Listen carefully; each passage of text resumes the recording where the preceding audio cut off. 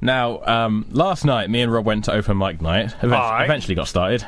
Yeah. So we were pleased. And despite people looking the wrong way when performing, we had an okay time, I guess. And it was there that Rob revealed that to me. Maybe he had spy glasses. Maybe he did have spy glasses. It was there Rob revealed to me that his brother's taking a gap year, and Rob's quite jealous of his brother because he's managed to master accents quite well. He just spends the entire gap year learning accents. So, imagine my surprise when the Telegraph today, how to learn a foreign accent. In the science section, not sure why. The best way to understand someone with a foreign accent is to speak the same way yourself, researchers have said.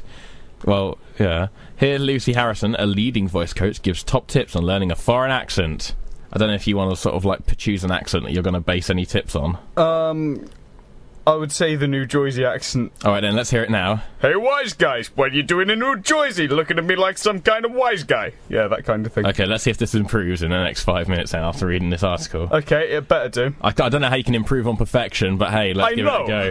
The first thing to do when learning an accent is to find a native speaker of the language. Oh well, we're already stuck. We have got Rob Webster. So if you want to learn a French accent, get a hold of a French person. I do that most weekends anyway, if I'm honest. The next step is to get your hands on a set text that covers... What is with this pervy text? Over the consonant and vowel changes within a language. There are 3 main texts used... Oh, this is all boring. Right, you need to find a book called Arthur the Rat, or The Rainbow Passage, or... Again, saucy. Comma Gets a Cure. You may then ask your native speaker to read the text out loud while you make a recording. Nice. When you listen back, mark down all the differences between their pronunciation of each word, each consonant, and vowel, and the way you would say it. Okay, so, right, can you please read, for me, little Rob Webster, can you read the words Arthur the Rat? Do you want me to read it? Just say the words Arthur the Rat. Arthur the Rat. Arthur the Rat. Okay, excellent. Right, now, say the Rainbow Passage. The Rainbow Passage. The Rainbow Passage. Right, now say comma gets a cure, please, thanks. Comma gets a cure. Comma gets a cure.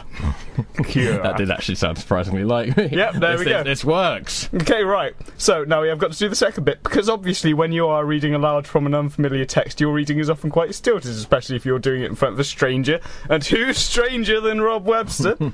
So, okay, I'm going to have to ask you 2 or 3 questions about things that interest you. Okay, what interests you? That's my first question. Video games. Alright.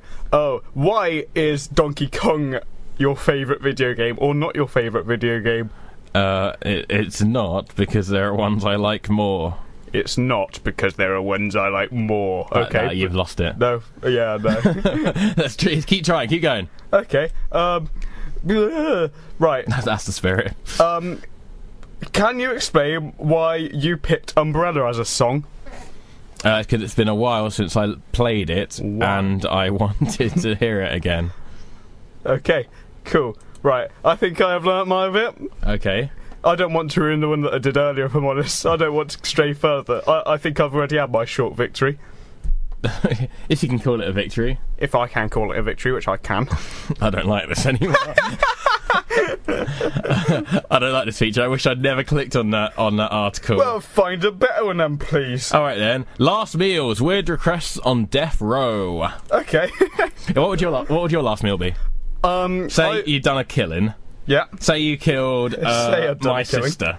Okay. Because she beat you in a game of what's that thing called that they used to play in playgrounds? Hopscotch. Hopscotch, that's it. I was going to call it hopskitch. Hopskitch. Hopscotch. She beat you in a game of hopscotch. Hopskitch is the sort of aggressive version. And and you killed her. And it was in America. What did I do after killing her? You went on a killing spree. Okay, that sounds like me. Yep, carry on. So they've sentenced you to death. They said, "Oh, you've done wrong. You're going to get so dead." Feasible. And they said, "Oh, but we're going to give you a meal." Can you do it with the accent, please? Well, my accent, or no, with the just any American accent, not necessarily New Jersey. I can't do an American accent. What? No, I can't. I can't think about doing it. Right. Do we have any American listeners right now? Email in studio@fromheretohere.com. And if you could attach an audio file of yourself reading Arthur the Rat, that would be fantastic. Just saying something like, I don't know, what do you want to eat, sir? See, you could do an American There we accent. go, that was it. Why do you want to eat for your last meal, sir? Right, and then, in order to learn the accent, I would mimic it. Would they not think that you're taking the mick if you did that? It's... If I was speaking to a French person, and I went, hello, I am Rob Webster. Yeah, they would. Yeah, that's a ridiculous suggestion. Anyway, back to this article back to that we're this one. stealing. I would probably just try and really annoy them. I'd say, I would like a truffle from the top of Mount Everest, please. And You know, it has to be up to like a certain value. what's the value? It varies from case to case. Like, someone I know had like a value of $10, and they had like a bargain bucket from KFC. Someone you know? No, well, somebody I know of. Oh, okay. A famous person. Which one?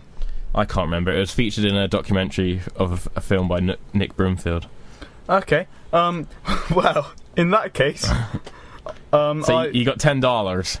Well, so let's say 10 squids. 10 okay, quid. 10 little squids. I would probably just ask for a lot of Subways, if I'm honest. I'd have 5 veggie 6 inches. Okay. I think they're about £2 each. Yeah, they What's are the $1.99. Sorted. Oh, and then with the extra 5p, I would ask for a fruit salad, please. A fruit salad. Yes. What, the bar? No, yeah, the little. Oh, but a the little chewy. one. Yeah. Okay. Well, so that's your ones. Shall I read you some of these? Please do. Grasso. Nice. Was executed in 1995 for using Christmas tree lights to strangle an 85-year-old woman. I've nice wanted to do that before. Yeah. Nice and seasonal. Yeah. His bizarre last meal request was for 24 steamed mussels, 24 steamed clams, a Burger King double cheeseburger, 6 barbecued spare ribs, 2 large milkshakes, a tin of SpaghettiOs with meatballs, half a pumpkin pie, and strawberries and cream. Oh. Unfortunately for him, the length of or complexity of his list seemed to confuse kitchen staff, who made one crucial mistake. Grasso's last words were, "I did not get my SpaghettiOs, I got spaghetti, I want the press to know this." Yeah, well, fair dues. Also, that is definitely more than a tenner.